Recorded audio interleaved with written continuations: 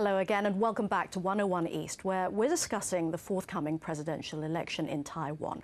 Well, the DPP's Frank Hsieh has constantly trailed the KMT's Ma Ying-jeou in opinion polls, sometimes by more than 20%. But voters in the southern Taiwan, traditionally a DPP stronghold, could make it a much tighter contest. Nationalist sentiment runs deep in this region. One farmer tells us why.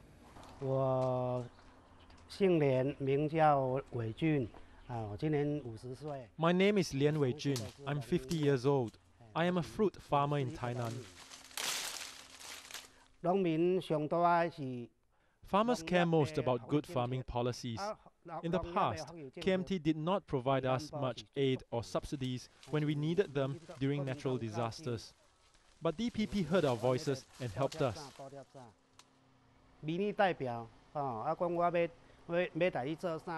When KMT was in power, the local representatives promised to widen the roads. For more than 10 years, it didn't happen.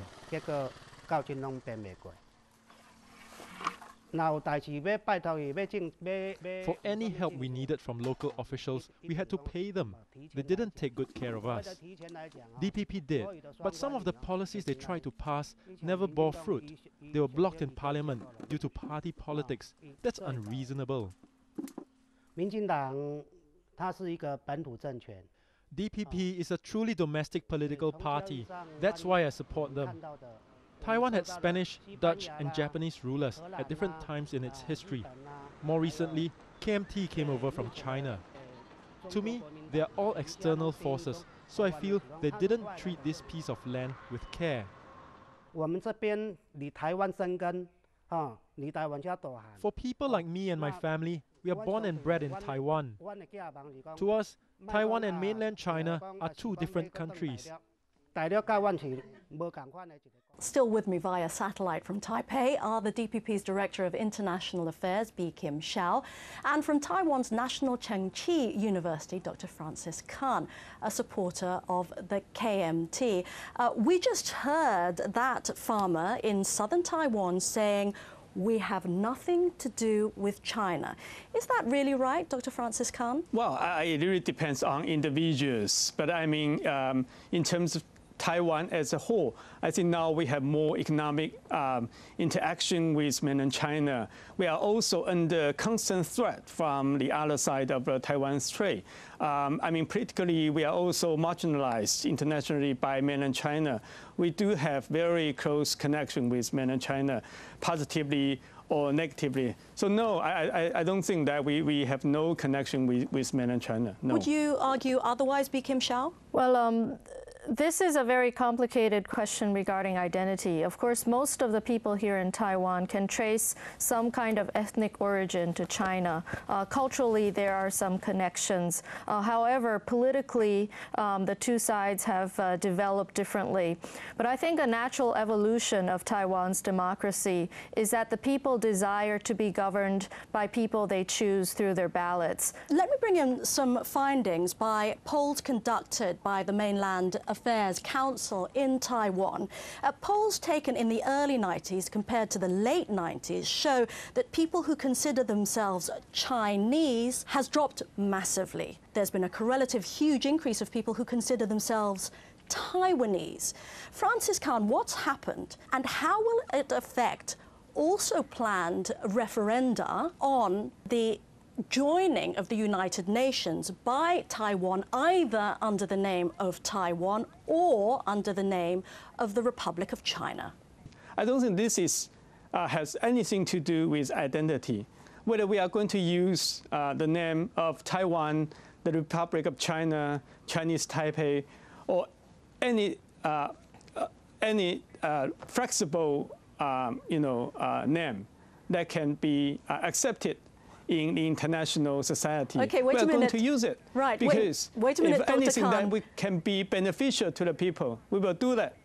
Okay, wait a minute, Dr. Khan, because I can see Bi Kim Hsiao frowning. Rose by any other name would smell as sweet. Do you agree it doesn't matter whether Taiwan joins the United Nations under the name of Taiwan or the Republic of China?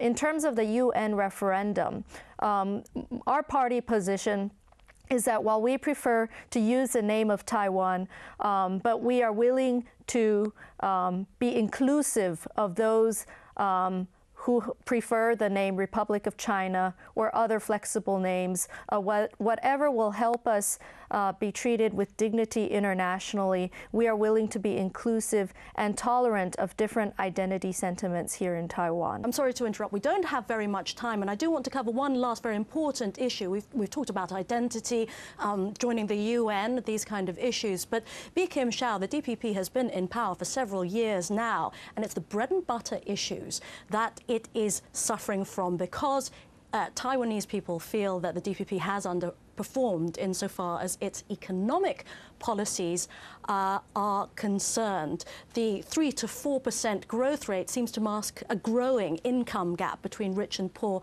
Taiwanese, and the estimated growth rate for this year has already been downgraded by international agencies. Has the DPP missed its chance because of its economic performance? Well, actually, last year, in the year 2007, Taiwan reached 5.7% in terms of our growth rate. But of course, Taiwan can do better, and we have a lot of potential. And in terms of this year, given the international oil prices hike and the economic problems in the United States and elsewhere, all of these become challenges towards Taiwan. The era of globalization that increases the income gap, these are all significant challenges. And of course, there's a lot we could have done better, I think, and the Taiwanese do expect more from us. But I believe it's also important to establish a government that is willing to help those who do not benefit from the process of globalization. For example, the traditional manufacturing jobs that are companies closing down in Taiwan, moving to China, to Vietnam, where labor is cheaper. How can we retrain them and help them? And that's why we've established a more comprehensive social safety net and a national pension program to take care of those who have traditionally been left out of the process, who have suffered from globalization. Of course, we want to be part of the global community, and we want to maximize the opportunities derived from the process of globalization. But at the same time, we've also put a lot of emphasis on taking care of those who are not able to transform their companies, who are not able to upgrade their industries in time to meet the challenges of globalization. Polls